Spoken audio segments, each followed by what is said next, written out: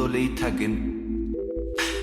আমি বর্তমানে আছি মালয়েশিয়াতে। আমার নাম রকিবুল হাসান রাকিব, ডাকনাম রাকিব।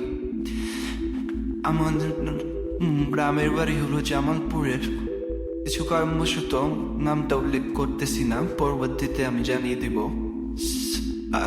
আজকে যে ঘটনাটা বলবো আপনাদের সামনে, মূলত এটা অনেক আগের ঘটনা, যুদ্ধেরও অনেক আগে। আমার যে নানা, তার বয়স বর্তমানে 100 বছর প্লাস। সঠিক বয়স জানা নেই, কেউ জানে না সঠিক বয়স, তারাও বলতে পারে না, আনুমানিক আর কি 100 বছরের উপরে বর্তমানে, 100 বছর প্লাস।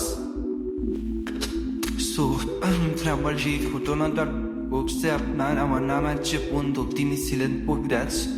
আমরা তাকে বড় নানা করে বলতাম। আমরা অবশ্য বেশি দিন তারে পাইনি, তার সাথে অত দেখা সাথে হইতো না, কিন্তু নানার বন্ধু ছিল। তার প্রায় মোটামুটি সব কাজে আমার নানা তার সাথে থাকতো, যাইতো আর কি, টুকটাক হেল্প করার জন্য। ঘটনাটা ঘটে অনেক আগে, সম্ভবত তখন 1980 বা 82 ওই সময়কার ঘটনা। আমার বন্ধু শিক্ষিত ছিল না, অল্প বয়সে। আপনার পরিবারের আগে যেমন দুর্ভিক্ষ ছিল, অত শাকসবজি ধান ফসল হয়তো না। তাদের এলাকাটাও এমন পাহাড়ি এলাকা, যেমন ওইদিকে সার, গেন্দারি, তারপর আনারস, এগুলা আর কি, কলা, এগুলাই চাষ হইতো বেশিরভাগ। পাহাড়ি এলাকা, সেচ প্রকল্প তেমন ছিল না, কারেন্টও ছিল না, তাই তারা এগুলাই বেশি চাষ করতো। ধানের আবাদটা ওইদিকে তেমন হতো না।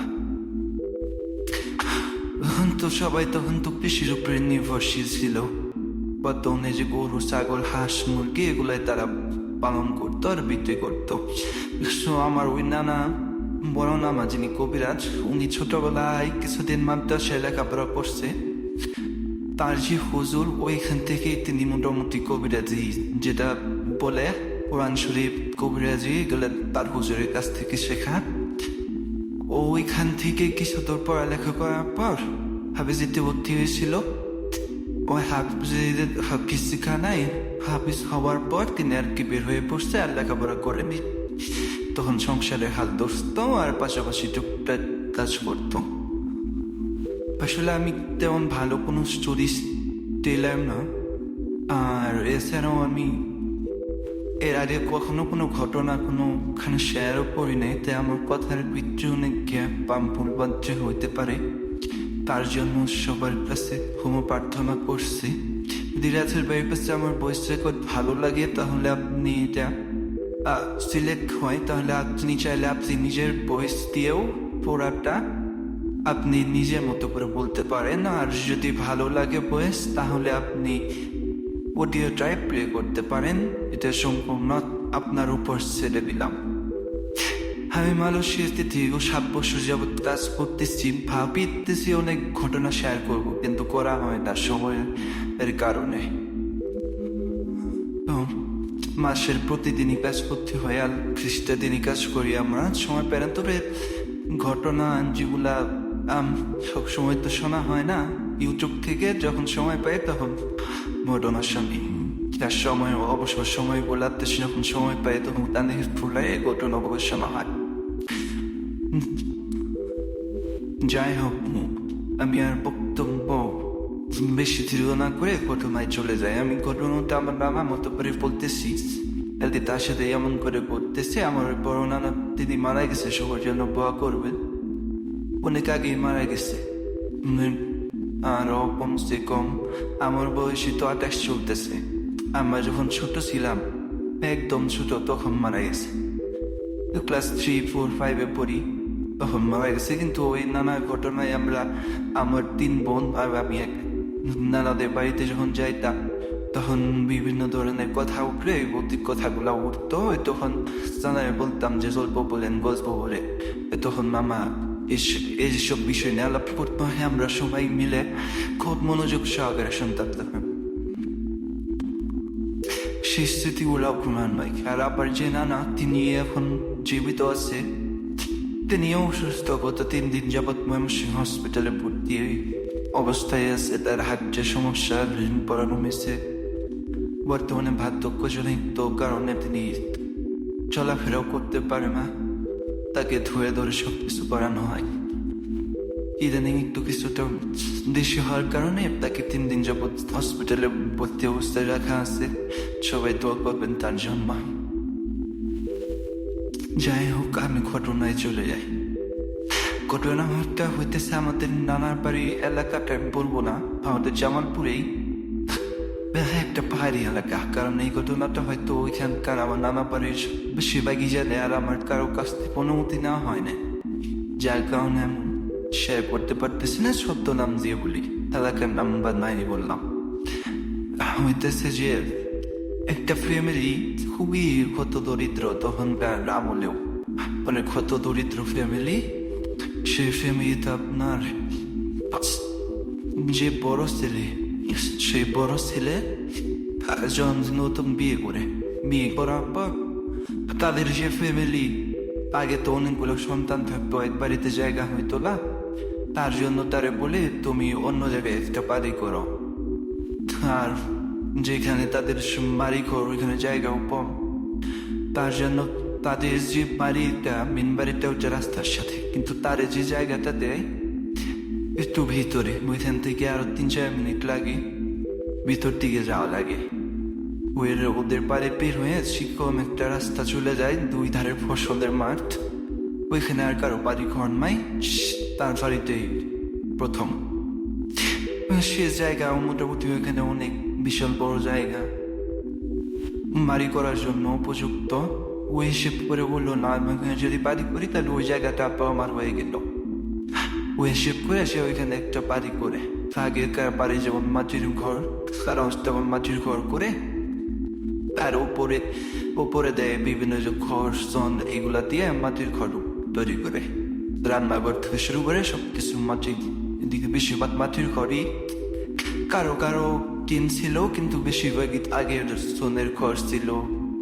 এসব দিয়ে আর কি বাড়ি মজবুত ওই দিকে। যাই হোক, মারি ফোরার প্রায় 1-1.5 বছর পার হয়ে যায়, তাদের কোনো সমস্যা হয় না। কিন্তু সমস্যাটা হয় যখন তার ওয়াইফের একটা কনসেপ্ট করে, মানে প্রেগনেন্ট হয়, প্রেগনেন্ট হয়ে তখন থেকে আর কি মূলত শুরু। এমনিতেই একটা বাড়ি, আশেপাশে কোনো মানুষজন নাই, আগে তো সবাই কুপিবাতি ইউজ করতো, ওই কুপিবাতি দিয়ে হারিকেন বা কুপিবাতি ওগুলাই তারা ইউজ করতো। আগে সন্ধ্যাবেলায় যে মহিলাটা কোনো জায়গায় বের হইতেও পারতো না, আর বাড়ির যে বাড়িওয়ালা সে তো সারাদিন কাজ কাম করতো, সন্ধ্যাবেলায় টুকটাক সবার সাথে আড্ডা টাড্ডা দিয়ে সন্ধ্যার পর বাড়িতে ফিরত। এইরকম অবস্থা। তারপরেও মোটামুটি ভালোই দিন যাইতেছিল।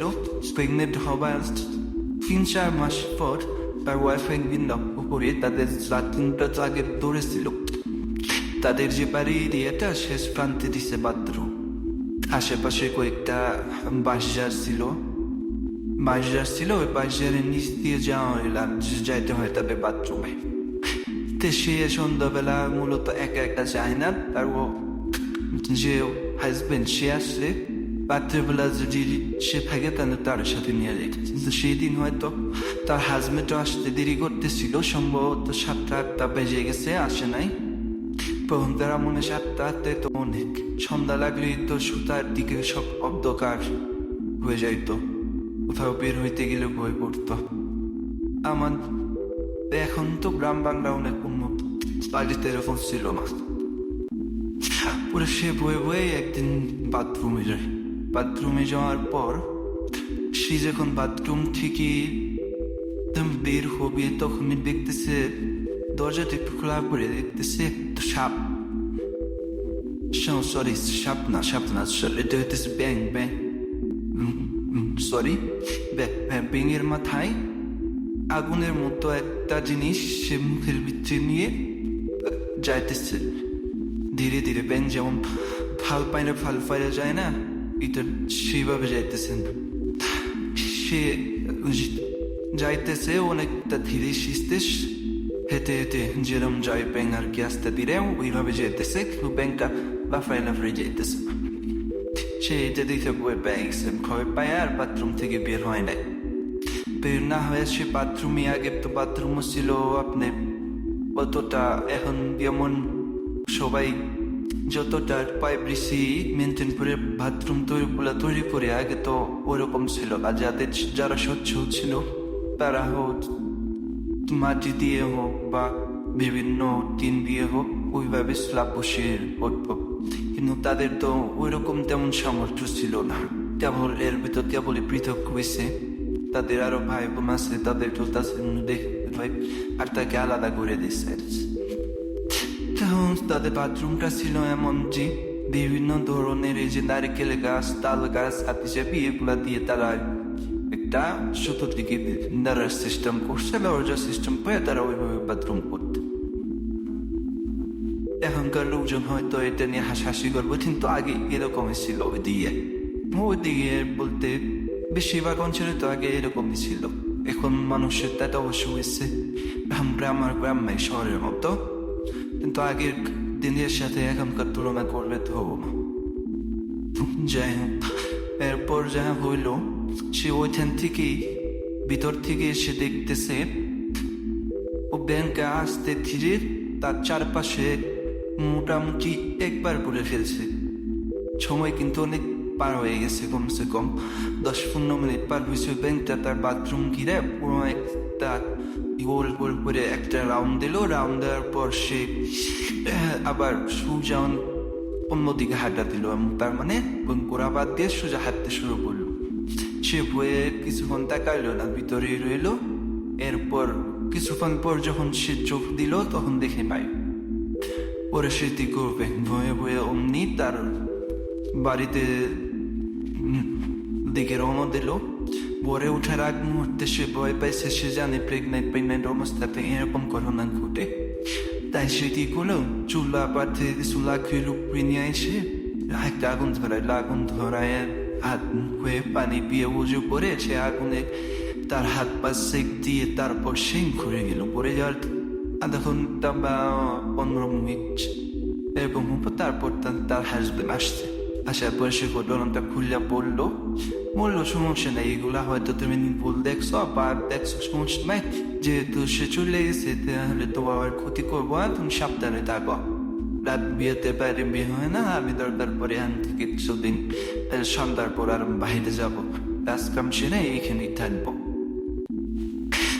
এরপর ওইভাবে দিন কাটতেছিল।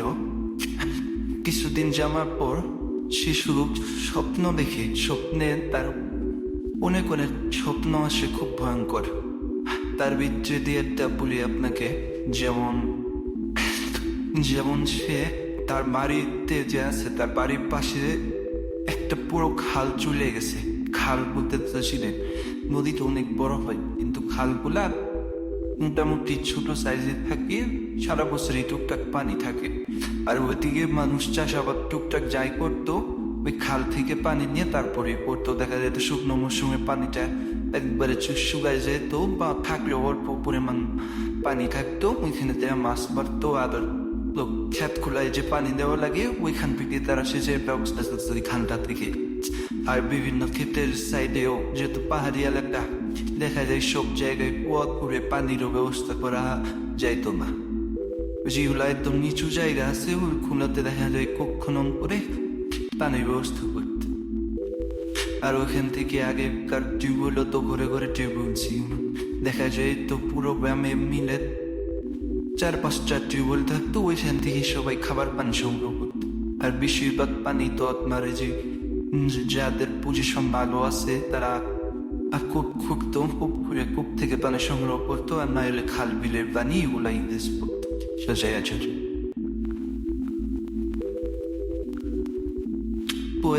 এইভাবে সে স্বপ্নে দেখতেছে যে সে খালের ধার দিয়ে হাঁটতে হাঁটতে অনেক লোক চলে গেছে। অনেক দূরে তার হাজবেন্ড খেতে কাজ করবো হালের পাশে, সেই জায়গাতে সে চলে গেছে। ওইখানে যাবার পর দেখে চারপাশে অনেক আলো, যেমন ওই যে এখনকার শহরে যে বড় ল্যাম্পের ভিতরে বা পাশার সাইডে যে বড় লাইট গুলোর ব্যবস্থা করে না, ওই রকম লাল আলো, অনেকগুলো আলো। সে দেখে তো প্রথমে অনেক খুশি হয়েছে, এই জায়গায় এত আলো, অনেক সুন্দর লাগতেছে। সে কি করছে, কৌতূহল বসত স্বপ্নের ভিতরে নেই, সে কৌতূহল বসত সে আলোর দিকে আগায়। যেহেতু সে আলোর দিকে আগাইতে থাকে, আলোটা আরো পিছনের দিকে যাইতে থাকে। এইভাবে করতে করতে খালের প্রায় অনেক শেষ প্রান্তে ওইখানে আপনার কিছু সিন্ধু বাড়ি ছিল, ওখানে তারা শেষকৃত্যের কাজ করতো, শ্মশান কাঠ করে বলতো। বেশি ফ্যামিলি ছিল না, 4-5টা ফ্যামিলি কিন্তু পরিবার ছিল। ওইখানে যখন মানুষ মারা যায় তো ওই জায়গাতে তারা আর কি শ্মশান ঘাট হিসেবে ওই জায়গাতে আর লাশ পুরাইতো। এছাড়া সচরাচর এখানে শ্মশান ঘাট বললেও বলবো, কারণ ওইখানে তারা সবসময় কাজ বাজ সবকিছুই করতো। এখনকার যেমন নির্দিষ্ট জায়গা থাকতো ওইখানে শ্মশান ঘাট, তো ওইটা ওই রকম ছিল না। সচরাচর সবসময় মানুষের চলাচল ছিল ওই জায়গাতে। তারা ওই খালের ধারে ওইখানে লাশ পুড়ে তবে শেষ করে আবার দেখা যায় কিছুদিন পর ওইখানে আবার মানুষের যাতায়াত কাম কাজ সব ওইখানে গেছে। ওইখানে যাবার পর সে দেখতেছে যে অনেকগুলা লাকড়ির ভিতরে কেউ এসে আগুন ধরাইতেছে, একটা লাশ দেখতেছে। সেটা দেখে ভয় পেয়ে গেছে, ভয় পেয়ে পিছনের দিকে দৌড়ানো শুরু করছে। কে যেন তার পিছ থেকে ডাকে শুরু, ওই যাস আর এখানে থাক, পর পেটে যে বাচ্চা আছে ওই বাচ্চাগুলো আমাদের দিয়ে যা, মাইলে তোর অনেক বড় ক্ষতি হয়ে যাও, তুই থাক এখানে। মহিলাটা তো শুনে আরো ভয় পাইছে, ভয় পায় দৌড়াইতেই থাকে, কিন্তু সে আর বাড়িতে আসতে পারে না। এই দৌড়ের ভিতরেই তার ঘুম ভাঙা যায়। ঘুম ভাঙাতে সে চিল্লাচিল্লি করে, আর হাজবেন্ড তাকে উঠায় বলে যে শীত হয়েছে, পরে বলে স্বপ্ন দেখছে। এরকম আরো কিছু ভয়ঙ্কর স্বপ্ন তার ভিতরে আসে, এগুলা সে প্রতিনিয়ত দেখতে থাকে। তখন তারা সবাই ভয় পাওয়ার পরে প্রথমে মসজিদের হুজুরের কাছ থেকে তারা করে কিছু পানি পড়া হাবিজাবি নিয়ে এসে দেয়, কিন্তু এতে কাজ হয় না। দেখা যায় সে প্রতিনিয়ত স্বপ্ন দেখে, আর শোনবার পর সে বাইরে যাইতেই পারে না বই। দিনে বেলা পাই এরপর কি করলো, সে বললো যেহেতু তুমি এত ভয় পাইতেছ বাবার বাড়ি থেকে ঘুরে আসো। সে তার বাপের বাড়িতে যাই মাসখানি, ওইখানে মোটামুটি কিছুদিন ঠিক থাকলেও দেখা যায় সব মাসে ঠিকই দিয়ে তারপর নিয়ে এসে বলবো। এখন এতদিন তোর বাপের বাড়িতে রাখা যায় না, বউ মানুষ বাড়িতে ছেলে পয়সা প্রায় সে তো ভিন্ন হয়ে গেছে আলাদা। দেখা যায় তো তার যে পুরাতন বাড়ি, তার বাপ মা যেখানে, ওইখান থেকে খাওয়া দাওয়া পরে আসে সংসারের কাজ দেখতো, বিরক্ত লাগতো। এই জন্য পরে বউরে নিয়ে আসার পরে এরকম স্বপ্ন সে আবারও দেখে।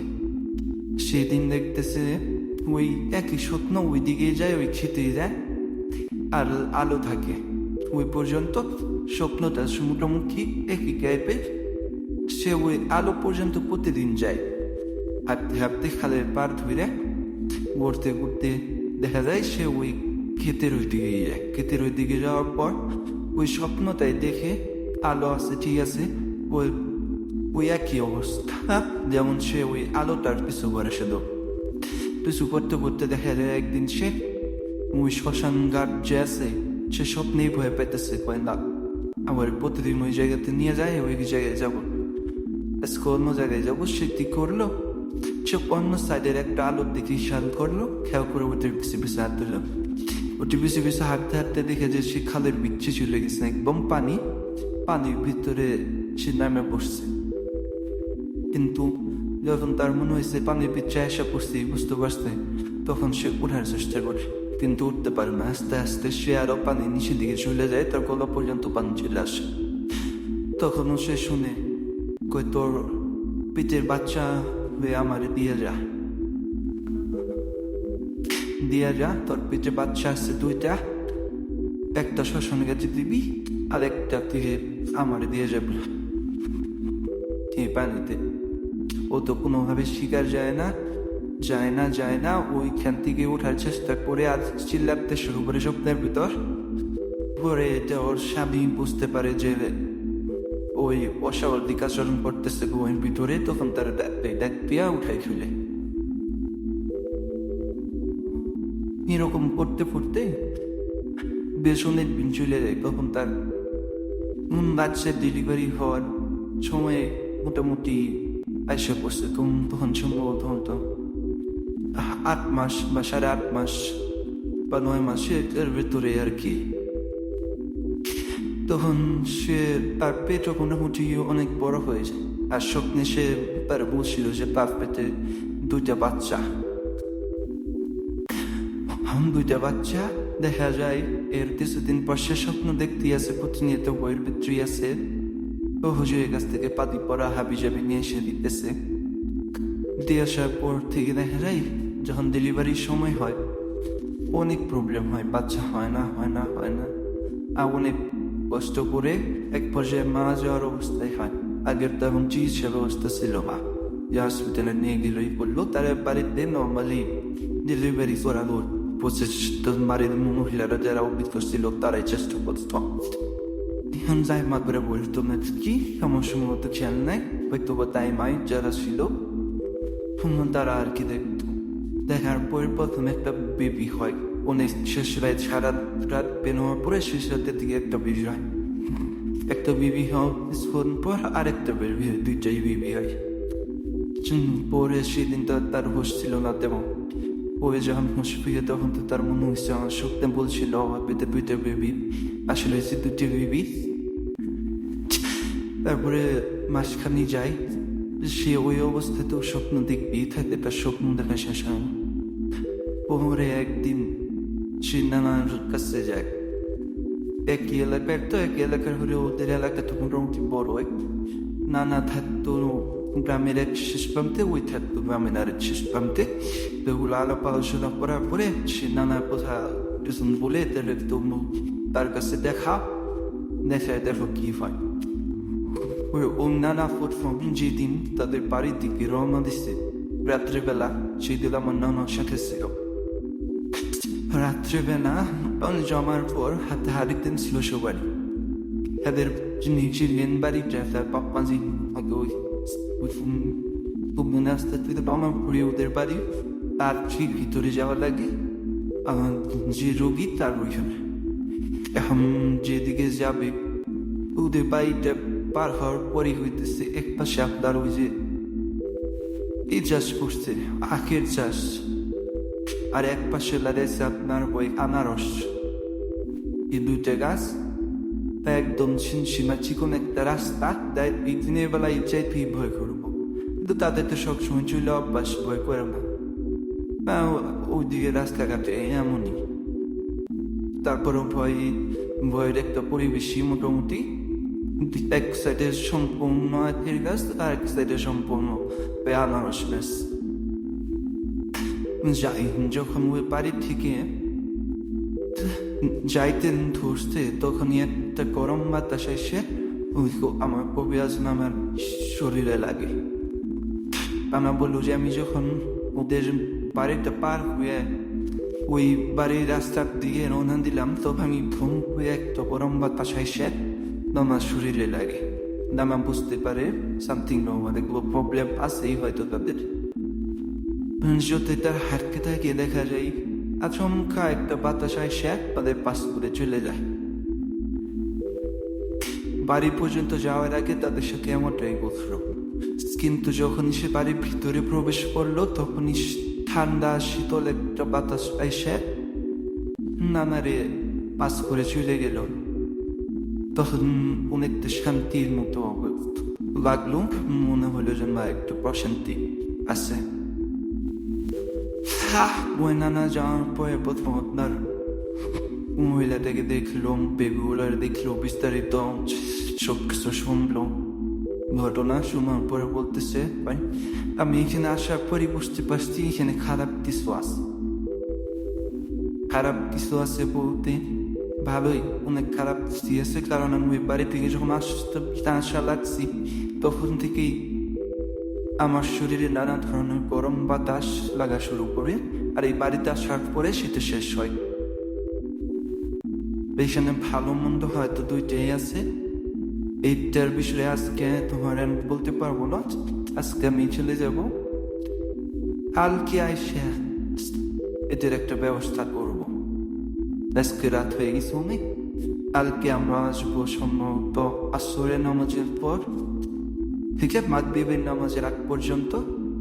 এরা একটা কাজ করবো, যে ওদের যে রিচুয়াল করা দরকার ওটা করবো। তো ওই দিন এটা বুঝে চলে যায়।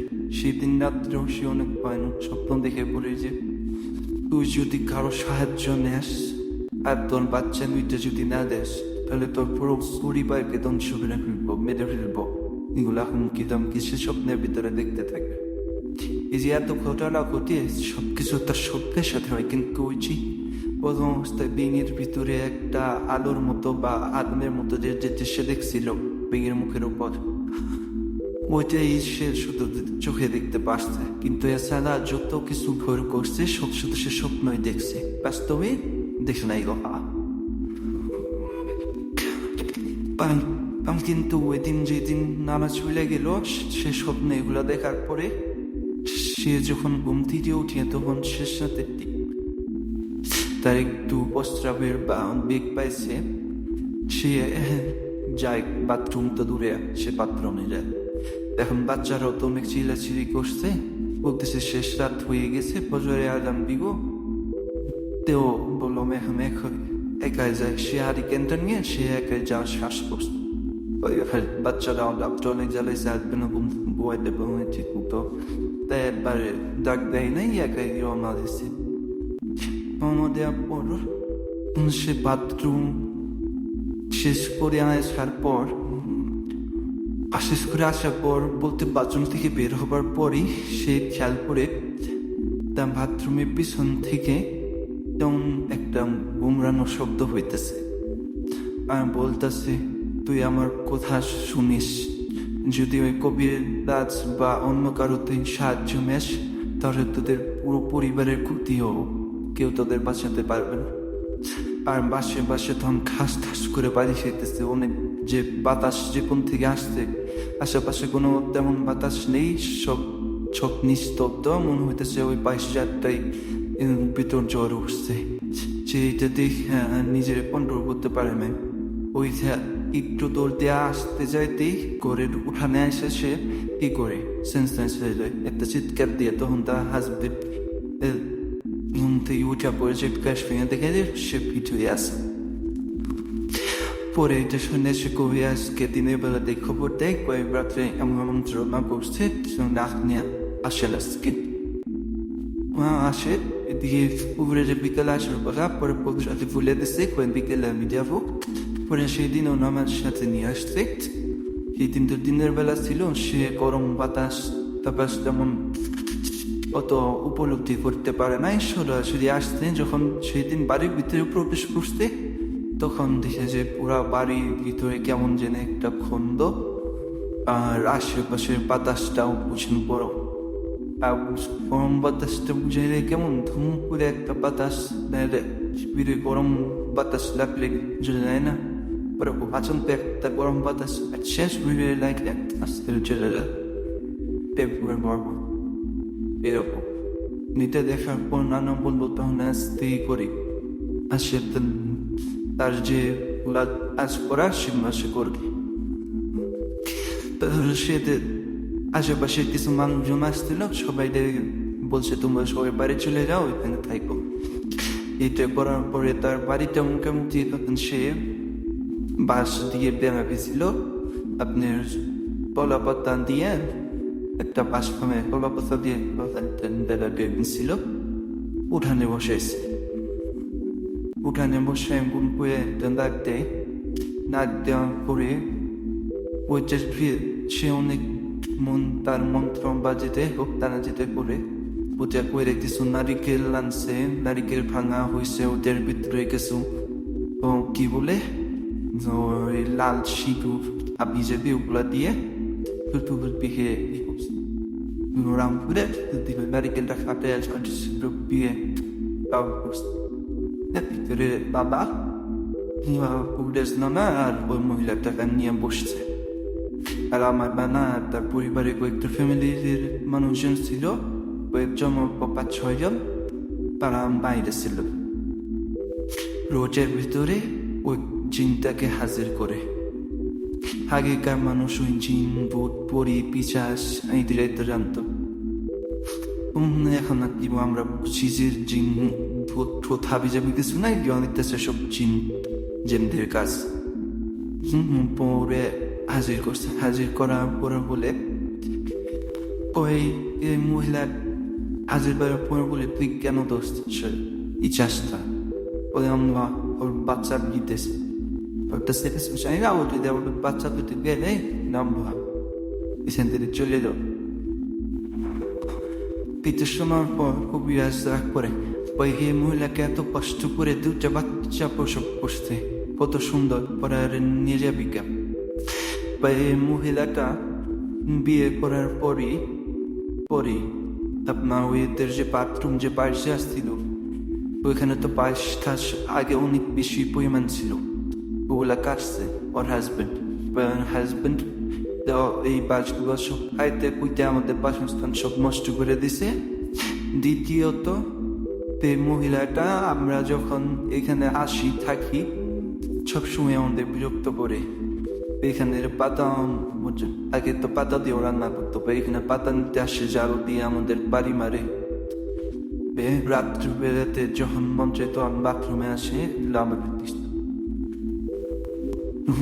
ডিস্টার্ব করে সবসময় আমার একটা ছেলে ছিল ওর বাচ্চা ছেলে সে ছিল বাসের নিচে সে এসে তার শরীরে পাড়া দিচ্ছে পাড়া দেওয়ার পরে তার একটা পা ভাঙে যায় এবং সে পঙ্গু হয়ে যায় এরকম কথা বলি ওরা বলেছে তুই উপবাদ করছো তোর বাচ্চা যদি পঙ্গু হয় পেটে ওর কি দোষ তোরা জেনে আসছিস যদি তুই কেন বলস না যে সব মেয়ে পালাতে খারাপ খারাপ জিনিস দেখাস তো তোদের স্বপ্নে বলি না আমাদের যে তুই এখানে আসিস না এই জায়গাটা আমাদের গিয়ে দি বা এমন কিছু আমাদের ডিস্টার্ব হয় তারা তো কোনো কিছু করিস নাই বা তো প্রিয় ক্ষতি করতে চাইছিস তখন জিমে একটা না আরো 2-3টা জিম আসে আসে একটা জিম ছিল কিন্তু সে বলে কই আমরা কোনোভাবেই যাবো না বা বাচ্চা যেতে লাগবে আর ওই যে ক্ষেতের যে কাহিনীটা ওটাও করি ভাই হাজবেন্ড এখানে খেতে কাজ করতো দেখা যায় তো অনেক সময় বাড়িতে আসতো পারবো না ভাত নিয়ে যেত নতুন বউ ভাত নিয়ে যাইত ওইতে দেখতে আমার ভালো লাগতো ও চাইছিল যে ওই মেয়েটার সাথে থাকতে কিন্তু বিয়ে করে ফেলছে থাকবো কেমন বিজন না থাকতে পারে নাই তাই সে চাইতেছে ক্ষতি করতে বা বাচ্চাদের ক্ষতি করতে আর হিন্দু থাকার কারণে যে সন্ধ্যাদের এই সম্পর্কটা বাচ্চা বিয়ে দেয় ওইটা তো কাহিনী আরো ভয়ঙ্কর কিছু থাকতে পারে আমারও তাদের ঘটনা আমি যখন ক্লাস 7-8 পড়ি তখন এই ঘটনা শুনছিলাম আমি যখন ক্লাস 7-8 পড়ি তখন আমার বয়স কত 2007 সালে হোক যাই হোক এগুলো অনেক কিছু বোনার পরে তারপরে আমরা যাবো না ওর বাচ্চাদেরকে দিয়ে যাওয়া লাগবে পরে সেই দিন তেমন কিছু হয় না দেখা যায় কোনো প্রবলেমের কারণে ওরা যে শরীরে বয় করছিল শরীর থেকে চলে যায় এরপরে আরো কিছু করার পরে তোকে হাজির করতে পারে ওই নামে কি করে বলে যে সমস্যা তো বুঝতে পারলাম এই করে ওই বাজারের ওইখানে আপাতত কেউ যায় না আর বাথরুমও এখানে করতে যায় না বাথরুমটা যেরকম আছে ওইরকমই থাক ওইটা তোমরা কেউ ইউজ করবা না দরকার হয় বাড়ির পশ্চিম পাশে ওইদিকে মাঝের জায়গায় আর একটা বাথরুম বানায় না বানানো পর্যন্ত আপাতত তোমাদের যে আমপুর বাসাতে তোমার বাবা বাসাতে ওইখানে গিয়ে বাথরুম করবো এখানে আজকে বাথরুম করবে না আজকে আমরা চলে যাইতেছি কালকে আবার আসবো এইভাবে করতে করতে সে কালকে আবার আসে। আবার আসার পরে জিনগুলারে সই একই পরিমাণ বিচার করার পরে জিনগুলার হাজির করে। হাজির করার পর ওই একই কাহিনী এরা ঘুরাই ফিরে অনেক দেশের পারে ওই সবাই মায়ের খেলাম বিশ্ববিদে কিছু করতে পারে না। ওদিন কি করে নানা একটা জিনরে বুতর বন্দি করে আর বাকি যে কয়েকটা জিন আছে এদেরকে বলে তোরা যদি ওদের সাইডে চলে যাস এই বাড়ির সীমা থেকে চলে যাস এখানেই থাকতে পারবি না, ওরা এখানে থাকবে, ওদের আশেপাশে কখনো ডিস্টার্ব করবে না, যদি তারা ওয়াদা করস তাহলে তুই ছাইরা দেব। ঠিক আছে, কিন্তু বন্দি করে কারে ওই হিন্দু যেটা ছিল ওইটারে বন্দি করে, আর বাকি যেগুলা ছিল মুসলমান জিন ওগুলার বন্দি করে না ছাড়া রে। কিন্তু ওদেরই তো বন্ধু বান্ধব এটা সাইডের দিকের পরেও নানা মহিলাদের একটা তাবিজ দিয়ে যায়, বাচ্চা দুইটা তাবিজ দিয়ে যায় আর পুরো বন্ধ করে দেয়, বাড়ি ঘর সব কিছু বন্ধ করে দেয়, বুঝে দেয় যে মরা বাড়ি যাওয়া যাবে না, যে বাড়িতে বাচ্চা হয় ওই বাড়িতে যাওয়া যাবে না, আগামী 2-1 মাসের ভিতরে রাত্রিবেলায় বিয়ে পুনঃ ফেতাও যাবে না, এই বাড়িতেই থাকা লাগবে 1 মাস। 1 মাস নাকি কত বাড়তি বলছো কিনা মনে নাই, এই বাড়িতেই থাকা লাগবে। তো এইভাবেই চলতেছিল মোটামুটি ভালো, স্বপ্ন সে দেখে না মোটামুটি ভালো। কোনো কারণবশত হয়তো যায় কবি তার তাবিজ গুলা ছুটে যায়, মরা বাড়িতে গেছিল নাকি জানি আমার তেমন খেয়াল নাই, সে সম্ভবত মরা বাড়ি পেয়ে গেছিল, না হয় কোনো ওই যে যাদের নতুন বেবি হয়েছে এখানে গেছিল তাদের যে তাবিজের যে পাওয়ার ওতে চলে যায়। তার সাথে ছিল বাচ্চা একটা, সেই বাচ্চার তাবিজেরও পাওয়ার চলে যায়, মানে বাচ্চাতে ছিল একটা বাচ্চা, তার আবার ঠিক আছে সব কিছু, সে হয়তো তার বাবার বাড়ি যেছিল ওইখানে ছিল, তার মেলেরে একটা বিড়ি নিয়ে গেছিল। কিছুদিন পরেই সে আবার টুকটাক স্বপ্ন দেখা শুরু করে কই ওর বাচ্চা আমাকে দিয়ে বুঝতে দে বিনা দেশ তুমি সবাই মেরে মু আর আমার বন্ধুরে মুক্ত করে দিতে স্বপ্নের মনে দেখতেছি আমার বন্ধু খুব কষ্ট হইতেছে, তারা মুক্ত করে দেন, আর আমাদের বাচ্চা দিয়ে তুলে তোর কোনো ক্ষতি করবো না, বা হইলে তোর বংশ নির্বংশ করে পিনমু, তোর বাচ্চারা মেনে ফেলমু সবগুলা, এর পরে যত বেবি হবো বাচ্চা হবো সবগুলাই আমরা নিয়ে নেব মারি ফেলব। এরম করতে করতে তারা আর এগুলো ওই কবিরাজ দানার কাছে জানাই নাই, যেহেতু বড় কোনো ঘটনা চলতে নাই আর জন্য আর জানাই নাই। এরম করতে করতে দেখালে বাচ্চাগুলো মোটামুটি বড় হয়, স্বাভাবিক হয়, হাঁটা শুরু করে। হ্যাঁ এভাবে চলতেছিল, কিন্তু ওই যে তার একটা বাচ্চার যে আওয়াজ ছুটে যায়, বিকাল বেলা হয়তো মহিলাটা কাজে ব্যস্ত ছিল, রান্না করতেছিল, বাচ্চাদের দেখি করে হাঁটাহাঁটি শিখছে, মোটামুটি হাঁটতে হাঁটতে ওই খালের পাড়ে চলে যায়, ও যে তার যে ক্ষেত ছিল ওই দিকে দুজনই হাঁটা ধরে মোটামুটি ক্ষেতের কাছে চলে গেছে। তখন তার মা দেখতেছে বাড়ির বয়স তোমায় আর বাচ্চারা কোথায়, সে আশেপাশে দেখে নেয়, ওরে দূর থেকে বিঘেছে তার বাচ্চারাও সেই দিন সে নিয়ে আসে, দুইজন রে ফুলে বেড়ান ঘুরে নিয়ে আসে। কিন্তু তার 3-4 দিন পরে আবার একই কাজ করে, সন্ধ্যার আগে মহিলাটা গরু ছাগল হাবি জবি তুলতে ব্যস্ত ছিল, তাহার প্যান্ট পারতেছিল না, ও বাচ্চা দুইটা হাঁটতে হাঁটতেও সেতে চলে যায়। খেতে চলে যাবার পরে মহিলা আর খোঁজ পায় না, বাসা থেকে তো ক্ষেত দেখা যায় না, আশেপাশে শুধু উষার গাছ আর আনারস গাছ, ক্ষেত্রে এত দৌড়ে তো দেখা যায় না, রাস্তাও চিকন, সোজা রাস্তা হলে কি হবো, রাস্তা চিকন, আর আপনার সোজা রাস্তা দিয়ে কিছুটা দেখা গেল একটু বাঁকা হয়ে যখন খালের পাট পেরে হাঁটে তখন এক সাইড তো পুরা জঙ্গলে দেখা যায় না, রাস্তা পাট থেকে দেখা যায়। সে কি করলো, সোজা গেল ক্ষেতের দিকে যাওয়ার পরে যখন খালের দিকে যায় তখন কোনো বাচ্চা দেখতে পায় না, বাচ্চা যে আছে সে দেখতেই পায় না। পরবর্তীতে সে ওই ক্ষেতের দিকে রওনা দেয়, আশেপাশে আর ওদিকে খোঁজাখুঁজির সময় তার হাজবেন্ডটা ছিল না, কেউ ছিল না। সে এখন ওদিকে যায় নাই, সে ভাবছি এর আগে একদিন বাচ্চারা ওদিকে গেছিল, ওদিকে হয়তো গেছে। সে যায়, যাওয়ার পরে দেখে যে কি করে একটা বাচ্চা ক্ষেতের ভিতরে, আরেকটা বাচ্চা নাই। বাচ্চা মূল্যবান কথা তো বলতে পারে না। আরেকটা যে বেবি ছিল সে শুধু কান্না করতেছে ওই ক্ষেতের ওইখানে গিয়ে কান্না করতেছে। কান্না করার ফলে আপনার মেন জিনিসটা বের হয় যে একটা বাচ্চা এমনি কান্না করতেছে, তাহলে আরেকটা বাচ্চা পা তো তখন মোটামুটি পাগলের অবস্থায় হয়ে গেছে, কান্না করতেছে। তারপর আশেপাশে তো কোনো মানুষই নেই, আশেপাশে কোনো মানুষ নেই, আশেপাশে কোনো মানুষ নেই, তার জন্য তার চিৎকারটা কেউ শুনতেও পারতেছে না। পরে সে আশেপাশে দৌড়াদৌড়ি করার পরে দেখে কোনো বাচ্চা নাই, কিন্তু দেখে যে তার আরেকটা বাচ্চা জেনে দাঁড়াই রয়েছে। তার কিছু দূর পরে যে মানুষ তাই না হিস্ট্রা করে দিয়ে গেলে যেমন একটা সাপ পরে থাকে না, সে দেখতেছে ওইরকম একটা সাপ, গাছগুলো সবগুলো মাটি শুয়ে রয়েছে, পান দিকে গেছে সাপটা।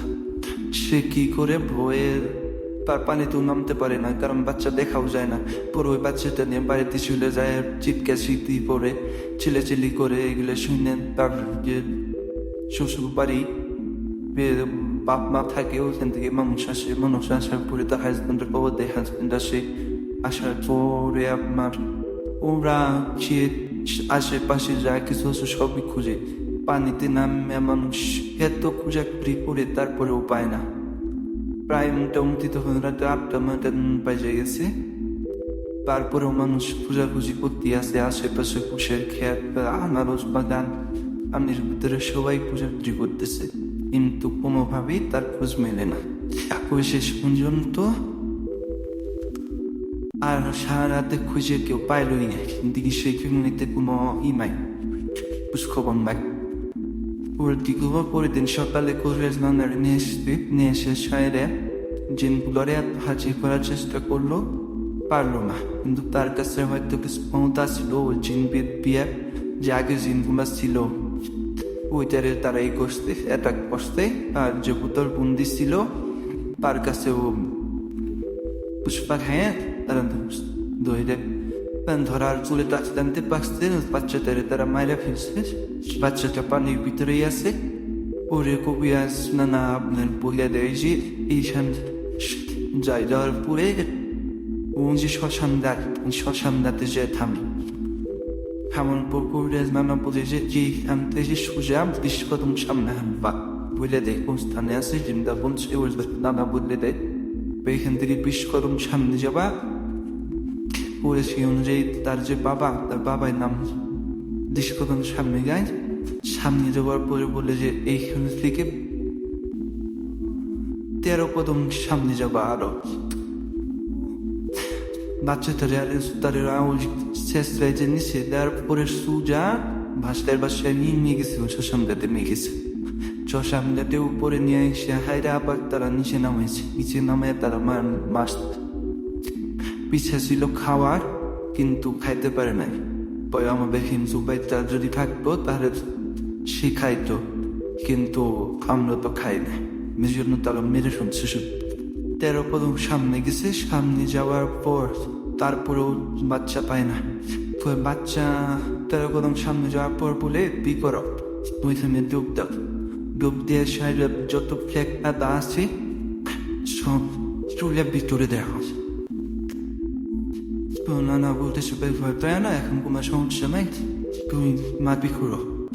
তেমনি কিন্তু সে মাটিতে সেটা নরম থাকে। তো সে কি করে তেমনি পা সরাসরি সম্পূর্ণ নিচে পর্যন্ত যায় না, কিন্তু যখন সে মাটি খুঁড়িয়ে মাটি দেখতে দেখা যায়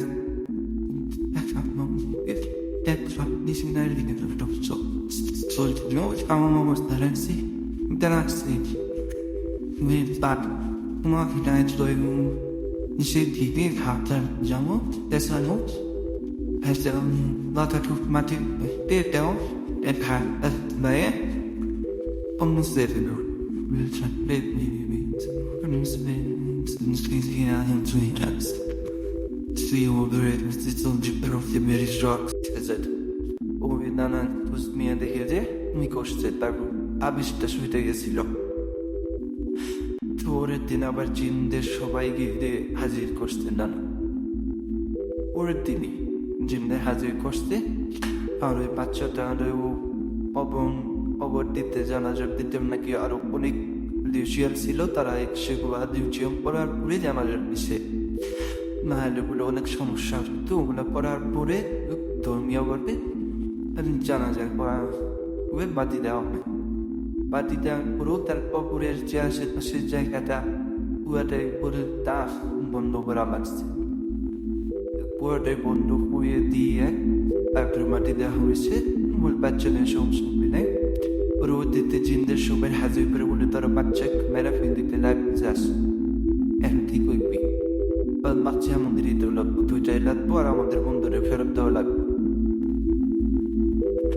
আর ওদের যে বাঁশঝাড়ের যে জায়গাটুকু ওটা ওদেরকে দিয়ে দেওয়া লাগবো আর খাসি দেওয়া লাগবো মোরগ দেওয়া লাগবো তারা দেশে গরিব মানুষ হাতে দেশে কেমনে দিব আর এদের ছাইড়ে দিলেও বিশ্বাস নাই বাচ্চা যেহেতু একটা মায়েরা ফেলছে একটা বন্দি করছে ওদেরও সানা লাগবো কবিরাজ নানা বিশ্বাস করে না পরে কি করে কবিরাজ নানা ও তাদের আর বিশ্বাস না করে এ করে তাদের জিন যেগুলো আছে তাদের সাথে প্রায় 1.5 ঘন্টা বাদ বিতম্ব করার পরে কোনো পানি হয় না তারা দেখা তার হিতের যে হিন্দু জিনটা ওটা তারা একবারে মায়েরা ফেলে এতে করে তারা আরো ক্ষিপ্ত হয়ে যায় কই আমার সারবো না তোমাদের মাস্টার সে আরো সামনে ব্যক্তি মায়েরা পরে নানা বাধ্য হইয়া ওই জিনগুলো যারা আছে সবার কতল পরে সবাই মায়েরা ফেলে মায়েরা ফেলার পরেও আরো তাদের পরিবারে কিছু সদস্য এখানে থাকতো তাদের কেউ নানা এমন ভাবে করে যেটাই হোক তার পাওয়ার যেমন ছিল ওরা এরিয়াটাই বন্ধ করে দেওয়া যায় কেউ আশেপাশে আসতেও পারবো না আর নামেন যে শরীর আর ওই মহিলাটা শরীর থেকে অল্প একটু রক্ত নেই ব্রেপ দিয়ে কেটে আর ওই ছেলের শরীর থেকে অল্প একটু রক্ত নেই আর ওই তার হাজবেন্ডের কাছ থেকেও একটু রক্ত নেই রক্ত নিয়ে এসে একটা হাড়ির ভিতরে রাইখা লাল সিঁদুর আরো কিছু সুতা দাদি সাবির জাবি করার পরে সে একটা তাবিজ বানায় মন্ত্র তন্ত্র যেই হোক তাবিজ বানায় তার উপরে ঝুলিয়ে রাখবে এটা তো রক্ত দিয়ে পায় এটা তো ওদের পুরি দেন বলে মনে এটা তাবি দেখে তার তোরে দেখবো তাই থাকে আর যে মাটি হারিকা একদম যে উঠানের মাঝখান উঠানের মাঝখানে গর্ত করে যে কম আমতো সাপ গর্ত করে উঠে গেলে যেমন ছোট করে গর্ত করে না ওই মাটি হারিয়ে দেয় ওই রকম লাল পাকুর দিয়ে কুম্ভ করে গর্ত করে ওই মাটি করে উঠে রাখে এখন আর তো ওদের তার কোনোভাবেই শোধবো না যতদিন পয়সা আসো বঞ্চি পরিবার যাই হোক এরা তোমাদের আর কোনো ক্ষতি করতে পারবো এইটা চিন্তা করার পরে মোটামুটি সব কিছু স্বাভাবিক হয়ে যায় আর পরবর্তীতে আর কোনো ঘটনা ঘটে নাই মা ছেলে পরিবার সবাই ভালো আছে কিন্তু পরবর্তীতে যখন তার আরেকটা ছেলে হয় দেখা যায় যে সে মোটামুটি ভালো অবস্থায় হয় না পঙ্গু হয়ে যায় তার ছেলেটা আর কি জন্ম থেকেই একটা পায়া সমস্যা থাকে পঙ্গু হয়ে যায় এরপরে তার আর বাচ্চা কাচ্চা নেয় নাই পরবর্তী তার একটা ছেলে সে মোটামুটি পঙ্গু ছিল এখন জীবিত আছে কিনা আমি জানি না আমরাও দেখছি তারে সে হাঁটতে পারতো না একটা পা মোটামুটি ছোট থেকে সুখা ছিল কোনো শক্তি ছিল না পায়ে হাতের উপর থেকে আর একটা পা সম্পূর্ণ ভালো থাকতে অতটা শক্তি পাইতো না আগেকার মানুষ যেমন যে সাইকেলের বেরিং দিয়ে টেনে টেনে নিয়ে যেতে না ও একটা গাড়ি বানাই দিয়েছিল মধ্যে বেশি মোটামুটি এদিক থেকে সেদিক যাবে আমরাও যেতে পড়তাম যখন সে ছিল কিন্তু দীর্ঘদিন যাবৎ যাওয়া হয় না আমি নতুন মানুষের হাতে আর আমিও ক্লাস 9-10 পরে নাম বাড়িতে তেমন একটা যা হয়তো মা এরপরে দেখা যায় মোটামুটি উনি তারপরে আর বাচ্চা নেবার ট্রাই করছিল কিনা জানি না, তবে আর বাচ্চা তাদের নেয় নাই বা হয় নাই, তারা মোটামুটি এখন ভালো এসছে। এই হইতেছে আমার মেন কাহিনী। আপনাদের যদি ভালো লাগে তাহলে অবশ্যই শেয়ার করবেন, আর যদি শেয়ার করেন তাহলে আমাকে জানাবেন। এই প্রথম একটা স্টোরি শেয়ার করলাম, জানি না ভালো হবে না মন্দ, হয়তো বা অনেক ভুল ত্রুটি থাকতে পারে, আমি অনেক কিছু স্কিপ করে যেতে পারি বা কথার ভুল বন্ধু হইতে পারে। যদি কোনো সমস্যা মনে করেন তাহলে আমার ধরিয়ে দিয়েন, আমি সেটা সংশোধন করার চেষ্টা করব বা বুঝিয়ে বলার চেষ্টা করবো। ঘটনাটা একদম সত্য ঘটনা, এখন বিশ্বাস করা না ওরা মানা করা এটা আপনাদের বিষয়। ঘটনাটা সিলেক্ট হয় রাসেল ভাই, তাহলে আমাকে জানানোর চেষ্টা করবেন, অন্ততম এই কিছুটা আপনারা প্রকাশ করবেন। আর যদি ভালো না লাগে তাহলে তো কিছু করার নেই। আর আমার বয়সটা যদি ভালো হয় তাহলে আপনারা আমার বয়সটা দিতে পারেন অডিও ক্লিপ হিসেবে। আর যদি বয়সটা ভালো না হয় বা আমার বলাটা গুছিয়ে বলা না হয় তাহলে ঘটনাটা রাসেল ভাই আপনি নিজেই পরে শোনাতে পারেন তাদেরকে। আসসালামু আলাইকুম, আমি রাকিব, বর্তমানে মালয়েশিয়াতে আছি। সবাই আমার জন্য দোয়া করবেন, সবাই সুস্বাস্থ্য কামনা করছি। আল্লাহ হাফেজ।